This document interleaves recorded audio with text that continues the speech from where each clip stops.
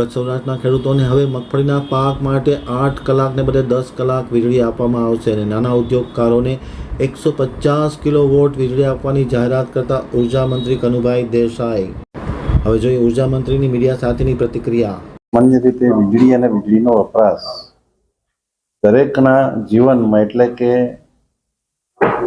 આપણું શહેરી જીવન, ગ્રામ્ય જીવન, ખેતીવાડી અને ઉદ્યોગો માટે વીજળી એક અગત્યનું પરિબળ છે.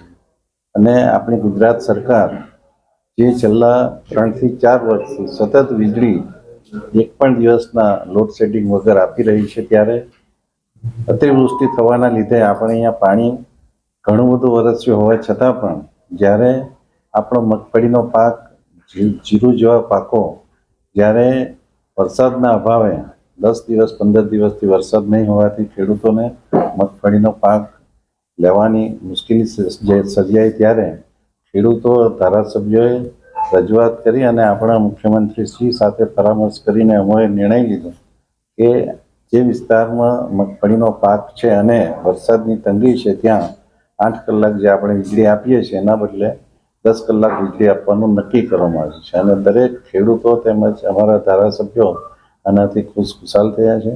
જે વિસ્તારમાં હજી પણ વીજળીની તંગીના લીધે કે પાણીની તંગીના લીધે પાકને નુકસાન નહીં થાય એ જોવાની જવાબદારી પણ સરકારે નક્કી કરી છે.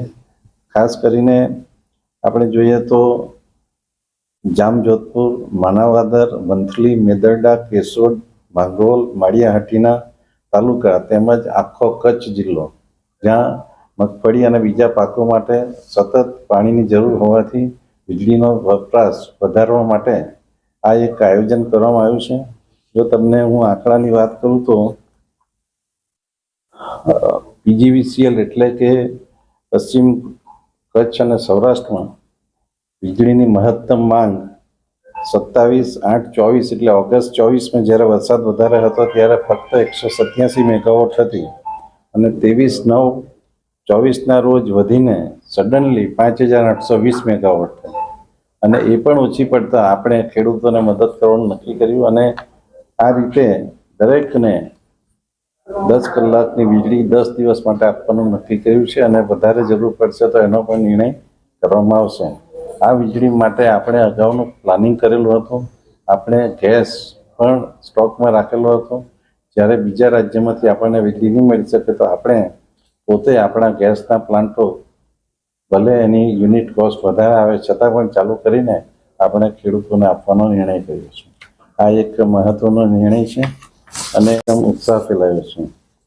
ખાસ કરીને ઉદ્યોગો કે જે પહેલેથી આપણો એક નિયમ છે, એ નિયમ મુજબ વીજ સપ્લાય કોડ 2015ના નિયમ મુજબ 100 કિલોવોટ સુધી દરેક ફેક્ટરીને આપણે કનેક્શન આપી શકીએ, એ લો ટેન્શન લાઇનમાં આપી શકતા હતા. અને જો 100ની ઉપર જાય તો એને પેનલ્ટી થતી હતી અને 150 મેગાવોટની ડિમાન્ડ લોકોની હતી. અને 150 મેગાવોટ જો કરવામાં આવે કે 100ની ઉપર મેગાવોટ કરવામાં આવે તો એના માટેનો ટ્રાન્સફોર્મરનો બધો ખર્ચો એ કંપનીએ કરવો પડતો. નાના ઉદ્યોગકારોની માંગણી હતી અને એમને ઘણી બધી તકલીફ પડતી હતી, કારણ કે નાની ફેક્ટરીમાં જગ્યાની પણ સંકળાશ હોય. ત્યારે આ વખતે આપણે એવો નિર્ણય લીધો અને આપણે GRCમાં રજૂઆત કરી. માનનીય મુખ્યમંત્રી છે પણ આ વાતનું સમર્થન આપીને અમે GRCનો ઓર્ડર લીધો અને હવેથી 150 કિલોવોટ સુધી કોઈપણ જાતના ટ્રાન્સફોર્મરના ખર્ચા વગર નાના ઉદ્યોગોને આ રાહત આપવામાં આવી છે. એટલે સમગ્ર MSME ઉદ્યોગો આનાથી એકદમ ખુશ છે અને સમગ્ર ગુજરાતના દરેકે દરેક ઉદ્યોગકારોને આનો લાભ મળવાનો છે. અને આના લીધે આપણા ગુજરાતનું પ્રોડક્શન વધશે, રોજગારી વધશે અને સાથે સાથે લોકોની આવક પણ વધશે. બીજી જે જાહેરાત છે તે રિન્યુએબલ એનર્જી માટે છે. રિન્યુએબલ એનર્જીના જે લોકો પાર્ક ડેવલપર કરે છે, એમાં વિન્ડ હોય, સોલાર હોય, તો એના માટેના અમુક આપણે થોડા નિયમ બનાવેલા અને એના લીધે લોકોને તકલીફ પડતી હતી. અને એ તકલીફને દૂર કરવા માટે એક સુંદર આયોજન કરીને સરકાર તરફથી એક નિર્ણય લેવામાં આવ્યો છે.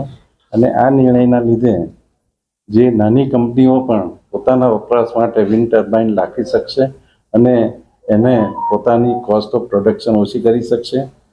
ગુજરાતમાં કોઈ પણ ડેવલપર વિન્ડ પાર્ક અથવા હાઇબ્રિડ પાર્ક ડેવલપ કરી શકે અને પાવર અથવા તો એસેટ મધ્યમ વર્ગના ઉદ્યોગોને વેચી શકે અથવા તો પોતે ટ્રાન્સફર કરી શકે છે.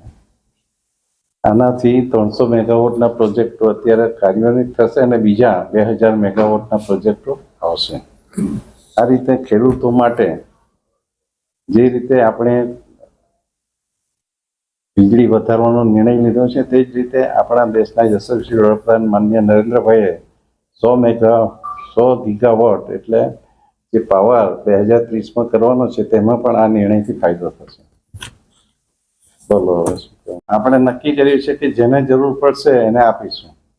બધા દિવસે કે રાત્રે 10 કલાક 2 કલાક વધારે જે રીતે જરૂરિયાત હશે તે પ્રમાણે આપવામાં આવશે. ઘણા લોકો રાત્રે પણ ડિમાન્ડ કરે છે કે રાત્રે અમને પાવર સારો પડે અને ઇન્ટરપ્ટેડ પાવર પડે, પરંતુ જ્યાં પશુઓનો ભય છે ત્યાં અમે કીધું છે કે તમે દિવસના જ એટલે આપણે ફરજિયાત રાત્રે આપવાનું એવું નક્કી નથી, પણ ઘણાને રાત્રે પણ જોઈએ છે. આજે કેટલા ધારાસભ્યોને રજૂઆત હતી અંદાજિત આ માટે? પહેલા તો કૃષિ મંત્રી રાઘવજીભાઈ, પછી આપણા પ્રદ્યુમનસિંહજી કચ્છ માટે, પછી આપણા હેમંત ખવા, આપણા બધા ઘણા બધા, આપણા અર્જુનભાઈ મોઢવાડિયા, બધા ઘણા બધાની રજૂઆત.